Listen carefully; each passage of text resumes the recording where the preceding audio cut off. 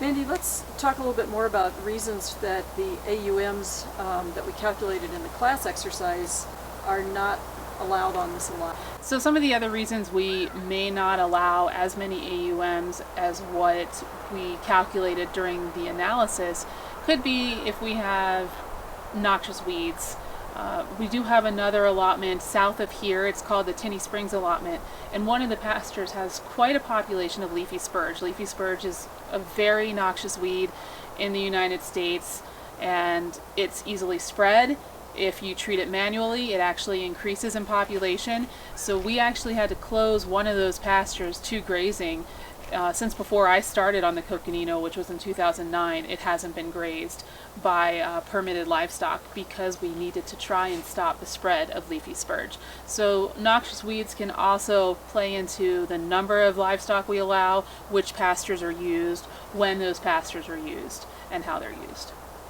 And another aspect is cultural resources. For the most part in northern Arizona, we have a lot of sites. It's very cool. We're so fortunate in this area to have so much historical and cultural sites in the area, but that might limit where we can graze. If we have an area with just lithic scatter, pottery shards and whatnot, we can still graze that area. But if we have petroglyphs or pictographs, we probably want to hold back on grazing that area, put up a fence, because cattle will rub up against those rocks, and that could help ruin that cultural resource. If we have an old cabin, we probably don't want cattle grazing next to that cabin, so we'll fence that area off too. And we also need to work with our heritage specialists to make sure that when we're putting in fence, putting in stock ponds, or any other structural infrastructure, that we aren't putting it right in the middle of a site, and that we're not going to concentrate cattle or sheep into that one site. So we just have to work with our specialists, our cultural heritage specialists, to make sure that we're not doing further damage to any of these sites. Do you have any sensitive plant species that you have to manage for here? On the Flagstaff Ranger District, the one species we are very concerned about is the bugbane, and there's some that is located in one of our allotments called the Windmill West allotment, and that area has been fenced out. So if we do have species of concern, we would fence it out or maybe graze that area at a different time of year when it wouldn't damage that plant as much. Kevin, I understand you're kind of new to northern Arizona, but how long have you been a range specialist? How long have you been here? Where were you before, and how does there versus here differ? Well, I spent most of my life in Nebraska. I grew up in the Sandhills area of Nebraska, and I kind of got into this position. I started ranching I worked for ranchers throughout high school, and then for a few years after high school, and I decided that's what I wanted to go to college for, was rangeland management. And growing up there and then coming here, I've been here for a year and a half, and so coming from Nebraska to Arizona, there's a lot of differences. It's almost a whole new world here. Nebraska, the Sandhills of Nebraska is a unique area. It's primarily like sandy loam soil, so it's these big sand dunes, and it's really it can be productive, but it's kind of the opposite of the rest of the world. A little bit of rain goes a long ways there, because it's sandy, so the rain goes through, or precipitation goes through the soil a lot faster than it would here. Sorry, I lost myself here. Yeah, so in Arizona, just looking around here, there's a lot of trees. In Nebraska, another big difference is there's not as much bare ground as there is here. So there's a lot of grass and forbs that fill up the bare ground. Geez, I'm not really answering this. No, you're doing great. So you talked about soil differences and tree differences, overstory cover. Yeah, and anything else besides soil, which is determining vegetation, and trees, which are also determining the understory vegetation. Any other major differences that you see? Another big difference is precipitation. So I think Nebraska, it's like 7 to 14 inch precipitation zone, and here it's less than that, right? Quite yeah. Yeah, so that's another big driver. I would say, as far as vegetation type and how much comes in. So how do you calculate the amount of forage that you could use for grazing in Nebraska versus here? I know Mandy earlier said 35% is what you'd estimate to take here. Is that the same as in Nebraska? Well, I think that'd be a management decision on how much you would want to utilize for livestock. In Nebraska, a lot of land there is primarily private land, whereas in Arizona, a big chunk of it's public land. And I think just on the different ranches I've worked on, they've always kind of followed the principle of take half, leave half. But also another, it's up to the managers and the owners of the ranches what type of system they want to use to graze. And there's a lot of different systems that they use in the sandhills of Nebraska. But sorry, I'm not doing well. No, you're awesome. doing great. Actually, I was going to ask you to talk about so rotate or grazing systems. Yeah, so in my experience working for different ranches, they primarily use like a rotation grazing system. Not a lot of them use a rest rotation grazing system like we would here on the forest. And a lot of that I would imagine would just be that the cost of land, you have land sitting out there that you're not using, so a business decision like that not to use it at all, because you can't farm it and graze it really effectively. So they pretty much use like just a rotational grazing system. So they don't necessarily rest a pasture each year. So can you talk a little bit, maybe both of you can talk a little bit about this, but what do you mean by rest and rotational grazing system and maybe deferred? Can you kind of talk a little bit about those terms? Like what's rest rotation? You've already mentioned that a couple times. So rest rotation is not grazing a pasture in that grazing season to allow all the grasses and forbs to come up on their own. Of course, you can't defer the wildlife, but you can defer the livestock. And deferred rotation would be not going into a pasture for a specific reason, or maybe even just a time. Like one example might be maybe there was a fire, so you're going to defer that pasture and not use it that year, even though it got used. There was a fire in it, and then wildlife use. Right? I think I answered that right. So yeah, the rest rotation is definitely what Kevin was saying, where you're going to rest an entire pasture for the whole grazing season. And then the deferred rotation just means that we're deferring pastures for part of the grazing season, and they will eventually be used. And we try to change that up from year to year, depending on the allotment and the weather and all of that. And there's also other rotation systems or other grazing systems like continuous grazing. And that's when you graze the whole allotment for the whole grazing season. And it's going to depend on the ranch management, on the ecosystem, on the weather that year, and other things that are going on, which system you're going to want to use. And what we're trying to do now with our analyses for ranged allotments is to put as many options on the table as possible. In the past, we've really limited ourselves to we have to do rest rotation or we have to do deferred rotation. And if we've come down to maybe something burned one of these pastures, or one area of the allotment has experienced drought and not the rest, it's really limited us to how we can do things because of what we did the year before and what we're planning to do the next year.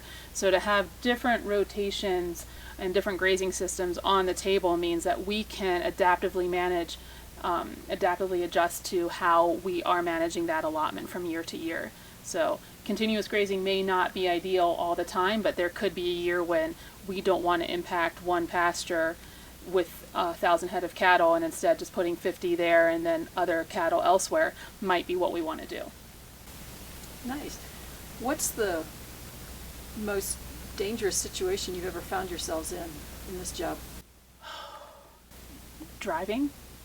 Yeah. Honestly, driving is the most dangerous thing we do. It's really not livestock related.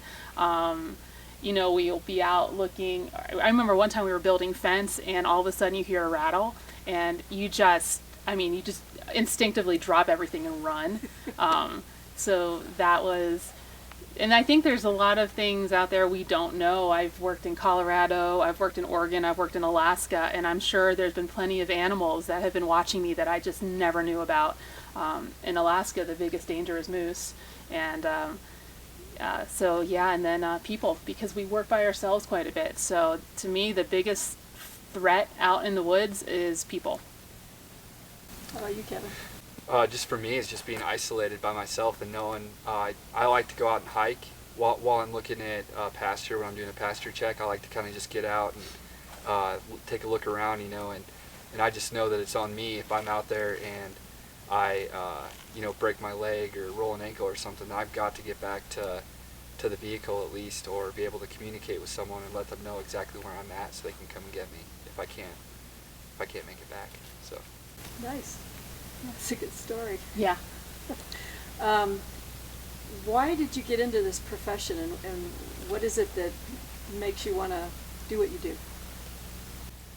I guess for me it just relates back to my growing up.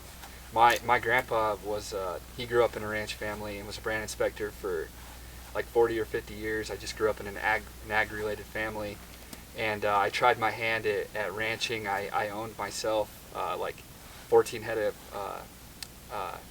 cows at one point in time, and I did not like the liability of the financial liability of that. It was hard for me. So, and I took this route because I love working around livestock and talking to the producers, and I want to help them get through the challenges that they face year in and year out. I've heard, and I'm not sure this is true, but I thought I heard a producer, a rancher, one time tell me that he kept cows longer on his allotments because they knew the area, and so he would let a cow get older because she would know how to raise her. Yeah.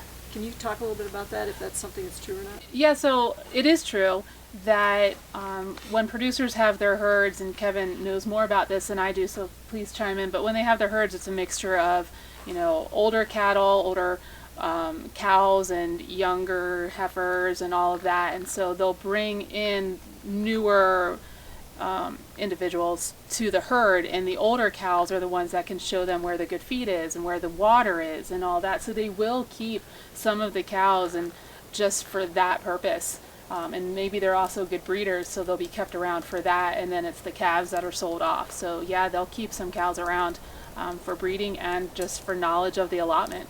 It's actually pretty impressive. I didn't realize that before I started this job, that yeah, cows, people think they're not very smart, but I think they're smarter than we think they are. Right. Yeah.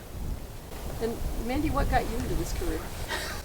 Well, I grew up in Maryland, in between Baltimore and DC, and I had some relatives that ranched out in Colorado, but I never thought of going into this career until I got into grad school and got a master's in range ecology. I knew I wanted to work for the Forest Service. It's a great agency. My dad was a government worker, and I wanted to be outside. And it's just such a fun agency. I like the multiple use. It's a big puzzle. We have to put everything together by taking all these different pieces, wildlife, archaeology, timber, fire, range, and put it all together. And unlike a lot of people in the Forest Service, I'm quite extroverted, so I like to work with people, and producers are some of the most interesting people you're going to meet, and their knowledge of the land just, it surprises me every time. They have been working this land for generations, and they can tell you the stocking rate of the timber 50 years ago and the different species that were here as opposed to what's here now. So they're a really good source, and I like working with them. I like working with other resource specialists.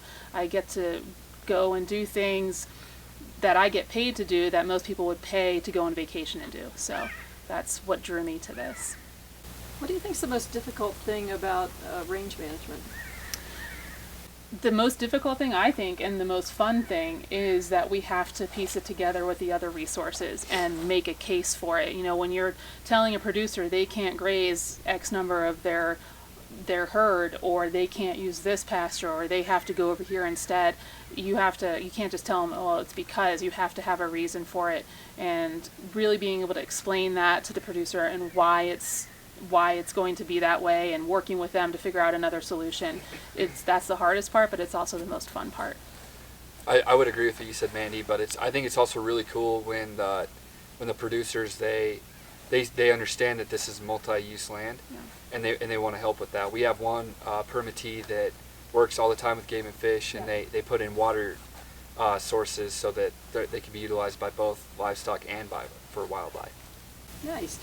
I just had him watch a short NRCS video where the rancher in California was working on private lands, was putting in wildlife waters and working for an endangered salamander, and so that'll be a nice tie-in. Cool.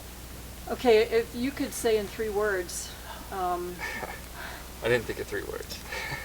some people did 4, I will say. But, and I can't even remember the question that the students asked, but it was a really fun one. You know, what is it, how would you describe the profession, or what is it that you feel about what you do, basically? 3 Three words words to describe like how we feel about what we do. Is Yeah, that- I guess. People, environment, puzzle. I think it's conservation, cooperation. I like puzzle. That's a good Nice. way. Outdoors. Yeah. Outdoors. Okay, we still have a few more minutes, I think, and I want to ask you about livestock. So, I'm not going to say what's your favorite cow because, or, you know, breed or whatever, but can you talk just a little bit about the breeds that you see people using here in Arizona, both of you, and then maybe you also want to bring in a little bit of Nebraska too. Sure. Here in Arizona, most of the producers have some type of long-eared influence in their cattle genetics. So that'd be like Bremer cattle, and then I think some of them put in Hereford, like Bremer Hereford mixes, and that's just because the Bremer influence, they're used to this type of climate, or they get around better in this type of climate, traveling a long ways from water sources, and the temperature, some of the heat down in the Sedona area, they're more accustomed to the heat. In Nebraska, it's kind of the opposite of that. I think most producers there have some influence of Black Angus, or just straight Black Angus cattle, and a lot of them try to put a lot of weight on them quickly. They like cattle that are going to gain weight quickly, but there's also a lot of grass available. Okay. The Bremer, so there's a Brahma cross with a Hereford or something that I just read about, and I just gave an example in the class. Okay. So yeah, I mean, what you said is what I just told them, so thank God. You were right. I was close enough. Yeah. But yeah, those points you made about putting a lot of weight on fast. What question do you have for these guys? Of everything you've heard, Jose, what's your question?